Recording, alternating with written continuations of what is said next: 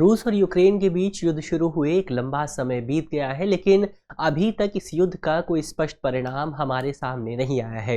लेकिन इसके बावजूद भी इस युद्ध से जुड़े तमाम जो पहलू हैं वो समय समय पर हमारे सामने आते रहते हैं। इसी में से एक पहलू है ब्लैक सी ग्रेन इनिशिएटिव।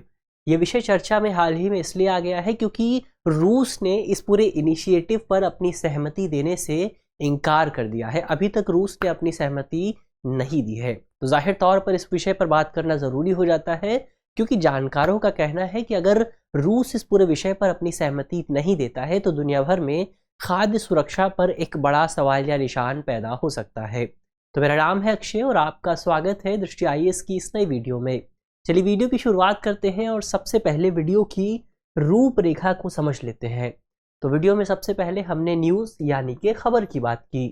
खबर को जानने के बाद हम ब्लैक सी ग्रेन इनिशिएटिव पर बात करेंगे। इसके बाद ये भी जानेंगे कि इस पूरे इनिशिएटिव में, इस पूरी पहल में क्या क्या खास बातें थी। खास बातों को जानने के बाद हम ये भी जानने की कोशिश करेंगे कि आखिर रूस इस पूरे समझौते पर अपनी सहमति क्यों नहीं दे रहा है, सहमति देने से इनकार क्यों कर रहा है। इसके अलावा ये भी जानने का प्रयास करेंगे कि जब से रूस और यूक्रेन के बीच युद्ध की शुरुआत हुई है, क्या तब से रूस के निर्यात में कुछ कमी आई है या फिर निर्यात में बढ़ोतरी हुई है। तो ये जो पूरा विषय है, अंत में एक सवाल पर भी बात करेंगे। तो इस तरह से ये जो पूरा विषय है मुख्य तौर पर सामान्य अध्ययन प्रश्न पत्र 2 से जुड़ा हुआ है और आप इसे अंतर्राष्ट्रीय संबंध जैसे खंडों से जोड़कर देख सकते हैं। तो चलिए वीडियो की शुरुआत करते हैं और सबसे पहले ब्लैक सी ग्रेन इनिशिएटिव को जानने की कोशिश करते हैं, इस पूरी पहल पर बात करने का प्रयास करते हैं। तो हम जानते हैं कि जो यूक्रेन है वो दुनिया में गेहूं और मक्के के मामले में सबसे बड़ा निर्यातक है। यानी वहां पर जो उत्पादन होता है उस उत्पादन को निर्यात करने के मामले में यूक्रेन दुनिया में सबसे पहले स्तर पर आता था। और यही वजह थी कि जो संयुक्त राष्ट्र एक कार्यक्रम चलाता है, खाद्य सहायता कार्यक्रम, यूक्रेन जो था वो इस कार्यक्रम का सबसे बड़ा योगदान करता था, इस कार्यक्रम में बहुत ज़्यादा भूमिका अदा करता था। लेकिन जब से रूस द्वारा यूक्रेन पर हमला किया गया, तब से रूस ने यूक्रेन के ये जो बंदरगाह थे, जिन पोर्ट्स के जरिए इस गेहूं और मक्के की आपूर्ति की जाती थी, निर्यात किया जाता था, उन बंदरगाहों को ब्लॉक कर दिया गया, अवरुद्ध कर दिया गया। तो ऐसे में यूक्रेन से जो आपूर्ति होती थी उस सप्लाई में बाधा उत्पन्न हुई और इस बाधा की वजह से गरीब देशों में हमें बहुत बड़ा खाद्य संकट देखने को मिला। और इसके एग्जाम्पल के तौर पर हम पाकिस्तान को देख सकते हैं, जहां पर जब रूस और यूक्रेन के बीच युद्ध शुरू हुआ था तो पाकिस्तान में जो गेहूं की कीमतें थी, जो खाद्यान्न की कीमतें थीं, वो आसमान पर पहुंच गई थी, बहुत बड़े स्तर पर बढ़ गई थी। तो ऐसे में इस पूरी घटना को देखते हुए, इस पूरी स्थिति को देखते हुए 22 जुलाई साल 2022 को संयुक्त राष्ट्र और तुर्की की मध्यस्थता के माध्यम से एक समझौते पर हस्ताक्षर किए गए थे, एक पहल पर सहमति व्यक्त की गई थी। इस पहल पर एक तरफ यूक्रेन ने सहमति व्यक्त की थी और एक तरफ रूस ने सहमति व्यक्त की थी। और इसी पहल को आज हम ब्लैक सी ग्रेन इनिशिएटिव के नाम से जानते हैं। अब सवाल उठता है कि आखिर ये जो इनिशिएटिव है ये खास किस लिहाज से है। तो इस इनिशिएटिव को खास बनाता है इसके जो प्रावधान है, वो प्रावधान इसको बहुत ज़्यादा खास बनाते हैं।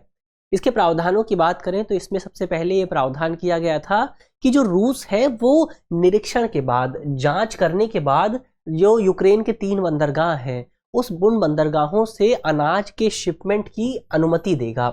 जांच करना क्यों ज़रूरी था? तो जांच करना इस लिहाज से ज़रूरी था ताकि रूस ये सुनिश्चित कर सके कि उन शिपमेंट्स के ज़रिए हथियारों की आपूर्ति तो नहीं की जा रही है। तो अगर ऐसा किया जा रहा था तो रूस उसको रोक सकता था। लेकिन निरीक्षण के बाद, जांच के बाद रूस इन जहाज़ों को, 3 बंदरगाहों से जहाज़ों को अनुमति दे सकता था। इन 3 बंदरगाहों में पहला बंदरगाह था ओडेसा, जो कि यूक्रेन के सबसे इम्पॉर्टेंट पोर्ट्स में से एक है, और बाकी 2 दूसरे बंदरगाह थे। तो ऐसे में हम कह सकते हैं कि इस पूरी पहल के माध्यम से दुनिया भर में, खासतौर पर जो ब्लैक सी वाला एरिया है, वहाँ पर खाद्य आपूर्ति को सुनिश्चित करने के लिए एक सुरक्षित जलमार्ग, एक सेफ पैसेज बनाने की कोशिश की जा रही थी। और ये जो पैसेज है ये तकरीबन 310 समुद्री मील लंबा था, नॉटिकल माइल लंबा था, और 3 समुद्री मील चौड़ा था। तो अपने आप में बहुत बड़ा एक सेफ पैसेज बनाने की कोशिश की गई थी। इसके अलावा यूक्रेन की बात करें, यूक्रेन को इस समझौते से कितना फ़ायदा हुआ, तो इस समझौते के परिणाम स्वरूप यूक्रेन ने दुनिया भर में तकरीबन 32 मिलियन टन मक्के और गेहूं की आपूर्ति की। लेकिन अगर आप इस आंकड़े का विस्तार पूर्वक विश्लेषण करेंगे तो आपको पता चलेगा कि यूक्रेन को कोई खास फायदा नहीं हुआ इस इनिशिएटिव से। क्यों नहीं हुआ, उस पर हम आगे बात करेंगे। इसके अलावा इस समझौते की एक विशेष बात ये भी थी कि समझौते को एक निश्चित अवधि के लिए किया गया था और हर अवधि पूरी होने पर इस समझौते को एक्सटेंड करने की बात की गई थी, विस्तारित करने की बात की गई थी। तो अब तक इस समझौते को 2 बार एक्सटेंड किया जा चुका है और ये आज यानी कि 17 जुलाई को तीसरी बार एक्सटेंड किया जाना था, लेकिन अभी तक रूस ने इस पूरे समझौते के विस्तार पर अपनी सहमति व्यक्त नहीं की है। अब एक बार मैप पर भी देख लेते हैं। तो यहाँ पर मैप पर ये ब्लैक सी मौजूद है, ब्लैक सी के उत्तर में यूक्रेन मौजूद है और पूर्व में रूस मौजूद है। और यहाँ से ये जो, क्योंकि ये वाला जो इलाका है ये क्रीमिया वाला इलाका है, जिस इलाके पर साल 2014 में रूस ने अतिक्रमण कर लिया था। और इसके यहाँ पर ये वाला जो इलाका है ये वो इलाका है जिस पर हाल ही में युद्ध के परिणाम स्वरूप रूस ने कब्जा कर लिया है। तो क्योंकि यहाँ पर रूस ने कब्जा कर लिया है तो इन 3 बंदरगाहों से, ये जो 3 यहाँ पर इंपॉर्टेंट बंदरगाह मौजूद है, यहाँ से जो सप्लाई होती थी उस सप्लाई को भी रूस ने ब्लॉक कर दिया था। तो ऐसे में इस सप्लाई को सुनिश्चित करने के लिए ब्लैक सी के माध्यम से एक समझौता करना पड़ा था और इसी समझौते को हम ब्लैक सी ग्रेन इनिशिएटिव के नाम से जानते हैं। तो ये तो समझौते की बात हुई। अब आगे बढ़ते हैं और ये जानने की कोशिश करते हैं कि आखिर रूस इस पूरे समझौते को लेकर अपनी सहमति देने से इनकार क्यों कर रहा है। तो दरअसल रूस ने इस समझौते के तमाम स्टेक होल्डर्स पर, तमाम हितधारकों पर ये आरोप लगाया है कि उन्होंने रूस के साथ किए गए अपने वादे को पूरा करने की बिल्कुल भी कोशिश नहीं की थी। दरअसल जब रूस और यूक्रेन के बीच युद्ध की शुरुआत हुई थी तो तमाम पश्चिमी देशों ने रूस पर बहुत सारे प्रतिबंध लगा दिए थे और इनमें से जो अधिकांश प्रतिबंध थे वो इकोनॉमिक रिस्ट्रिक्शंस थे, यानी कि आर्थिक प्रतिबंध थे। और इन आर्थिक प्रतिबंधों की वजह से रूस दुनिया के बहुत सारे देशों को अपनी जो सप्लाई है वो सप्लाई नहीं कर पा रहा था। तो ऐसे में साल 2022 में जब इस समझौते पर हस्ताक्षर किए गए थे तो रूस के साथ तमाम देशों ने यह वादा किया था कि रूस के जो कृषि उत्पाद हैं और उसका जो उर्वरक उत्पाद है, इन उत्पादों पर तमाम पश्चिमी देशों द्वारा थोड़ी बहुत ढील दी जाएगी। लेकिन अब रूस ये आरोप लगा रहा है कि अभी तक पश्चिमी देशों ने इस पूरे वादे को पूरा करने के लिए कोई खास प्रयास नहीं किया है और अभी तक उसके कृषि उत्पादों को इस तरह के रिस्ट्रिक्शंस झेलने पड़ रहे हैं। अब इस पूरे विषय को लेकर पश्चिमी देशों का क्या कहना है उसकी भी बात कर लेते हैं।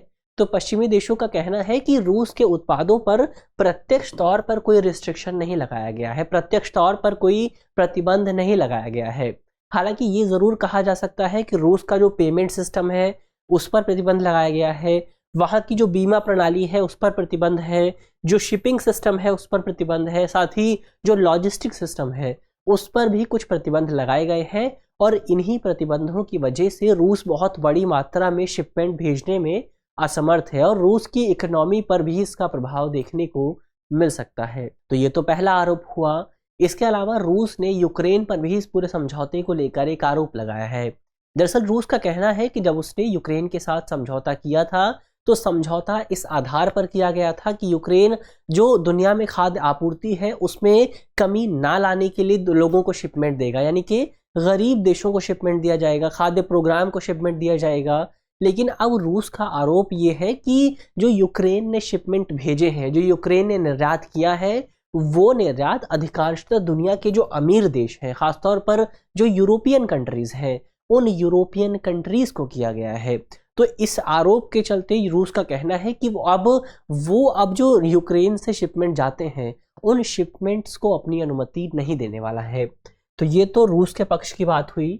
अब अंत में ये जानने की कोशिश करते हैं कि क्या जब से रूस यूक्रेन युद्ध की शुरुआत हुई है उस पूरे युद्ध के बाद से रूस का जो निर्यात है क्या उसमें कोई कमी आई है। तो अगर आप आंकड़ों को देखेंगे तो पता चलेगा कि रूस के निर्यात में कोई खास कमी नहीं आई है, बल्कि उसके बाद से रूस का जो निर्यात है वो लगातार बढ़ता जा रहा है और रूस दुनिया में निर्यात करने वाला सबसे बड़ा देश बन गया है, सबसे बड़ा निर्यातक बन गया है। रूस के गेहूं के मामले में देखें तो जो सबसे बड़ी रीजन्स हैं, जो डेस्टिनेशन रीजन्स हैं, वो मध्य पूर्व हो गया, उत्तर अफ्रीका हो गया, मध्य एशिया हो गया, और यहाँ पर जो देश हैं वो है मिस्र, ईरान और अल्जीरिया, यानी कि रूस जो है वो इन 3 देशों को सबसे ज़्यादा निर्यात करता है। अब यूक्रेन की बात करते हैं, इस पूरे युद्ध के बाद यूक्रेन के साथ क्या हुआ है। तो जब से युद्ध की शुरुआत हुई है तब से यूक्रेन का निर्यात वाला जो शिपमेंट है वो आधा रह गया है, आधे स्तर पर आ गया है। यानी कि यूक्रेन के शिपमेंट में बहुत ज़्यादा कमी देखने को मिली है। और यूक्रेन का जो उत्पादन है वो भी पिछले 11 वर्षों के सबसे निचले स्तर पर आ गया है। और अगर आप ये सोच रहे हैं कि इस पूरे युद्ध में ब्लैक सी ग्रेन इनिशिएटिव की वजह से यूक्रेन को कोई फायदा हुआ है, तो आप बिल्कुल गलत हैं। इस पूरे समझौते की वजह से, इस पूरी पहल की वजह से यूक्रेन को कोई खास फायदा नहीं हुआ, क्योंकि इस पहल के माध्यम से साल 2022-23 में यूक्रेन ने तकरीबन 16.8 मिलियन टन गेहूं का निर्यात किया था। और इसमें से तकरीबन 39% जो निर्यात था वो भूमिगत मार्ग से, लैंड मार्ग से यूरोप को किया गया था। यानी कि जो जल मार्ग है, उस जल मार्ग का बहुत ज़्यादा इस्तेमाल यूक्रेन ने नहीं किया। तो इस तरह से हम कह सकते हैं कि युद्ध के बाद से यूक्रेन के उत्पादों का जो बाज़ार है वो बाज़ार कुछ हद तक शिफ्ट हुआ है। वो बाज़ार पहले एशिया और अफ्रीकी देशों में देखने को मिलता था, जबकि अब ये बाज़ार, यानी कि अब जो है यूक्रेन अपने अधिकांश उत्पाद जो है वो यूरोपीय देशों में बेच रहा है। और शायद यही वजह है कि कई ईस्टर्न यूरोपियन कंट्रीज़ के वहाँ जो किसान हैं, उन किसानों ने यूक्रेन की इस पहल के खिलाफ बहुत ज़्यादा विद्रोह भी किया था, बहुत ज़्यादा आंदोलन भी देखने को मिले थे। क्योंकि उनका कहना था कि यूक्रेन से जो गेहूं और जो दूसरे उत्पाद हैं जो बहुत सस्ते दामों पर यूरोप में भेजे जा रहे हैं, उसकी वजह से वहाँ के जो स्थानीय किसान हैं, जो लोकल फार्मर्स हैं, उनको बहुत ज़्यादा नुकसान झेलना पड़ रहा है। तो ये तो इस पूरी पहल की बात हुई, इस पूरे विषय की बात हुई। अब अंत में सवाल की भी बात कर लेते हैं। सवाल जो है वो प्रीलिम्स का है और आप कमेंट बॉक्स में सवाल का जवाब दे सकते हैं। आज का हमारा सवाल है कि ब्लैक सी ग्रेन इनिशिएटिव किन 2 देशों से जुड़ा हुआ है। हमारे ऑप्शन है, ऑप्शन ए अमेरिका और चीन, ऑप्शन बी रूस और यूक्रेन, ऑप्शन सी भारत और पाकिस्तान, या ऑप्शन डी इनमें से कोई नहीं। मुझे उम्मीद है कि इस वीडियो के माध्यम से जिन बिंदुओं पर बात की गई है वो आपको समझ में आएंगे, और यदि आपके प्रश्न पत्र में इससे जुड़ा कोई भी सवाल आता है तो आप उसे आसानी से हल कर सकेंगे। यदि आप इस वीडियो की पीडीएफ चाहते हैं तो इसकी पीडीएफ आपको हमारे टेलीग्राम ग्रुप पर मिल जाएगी, और टेलीग्राम ग्रुप का जो लिंक है वो आप जानते हैं वीडियो के डिस्क्रिप्शन में होगा। तो ग्रुप से जुड़ना बिल्कुल भी ना भूलें। मिलते हैं आपसे अगली वीडियो में, तब तक के लिए धन्यवाद।